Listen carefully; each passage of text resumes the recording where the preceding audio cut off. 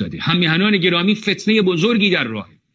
اگر این فتنه رو رد کنیم، جمهوری اسلامی بسیار ساده تر سرنگون خواهد شد.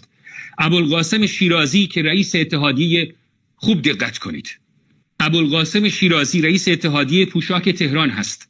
بهش 700 دست لباس دقیقاً یونیفرم نیروهای پیشمرگ کردستان رو دادن. دقیقاً یونیفرم اونها با آرم اونها. خب میخوان چی کار بکنن؟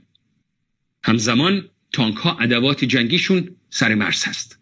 برنامه یک حمله زمینی رو دارن، ولی این نیست فقط، چون اینها در زمین، در کوهستان، تحت هیچ شرایطی در وضعیت برابر امکان پیروزی ندارن. همه کسانی که آگاه به اون منطقه هستند این رو به سادگی میدونن، نیاز به تحلیلگر نیست.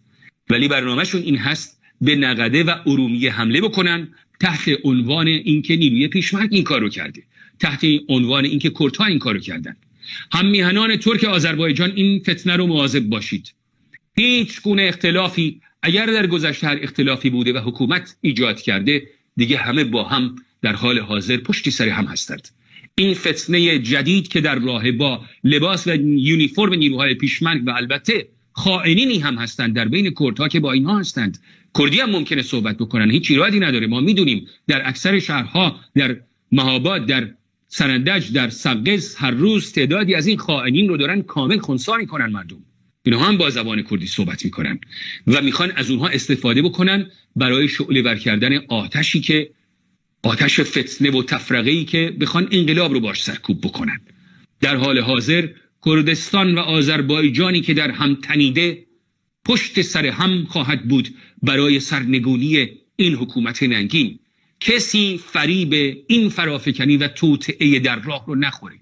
لباسهایی که ساختن، دوختن، لباسهایی که دوختن با توطئه‌ای که در راهه، کسی فریب نخوره. همه متوجه باشن که این یک فتنه است. تحت هیچ شرایطی، هیچ گروهی، هیچ جوان آزادی خواهی در کردستان هیچ برادر ترکی رو نه تنها دشمن نمیدونه، بلکه شعارهایی که یا شاسن کردستان بجی آذربایجان رو سر دادن، زنده باد هر دو، زنده باد ایران رو سر دادن و کسی فریب این رو نخوره. هممیهنان گرامی، این خیلی مهم هست که بدونیم، مواظب فتنه ها باشیم. رژیم تا به پایان میرسه، ما با آخوندهایی طرف هستیم که تا پایان هر روز یک فتنه جدید، هر روز یک حقه بازی جدید، هر روز یک حیله جدید برای متوقف کردن انقلاب رو انجام میدن. ولی ما هوشیار باشیم.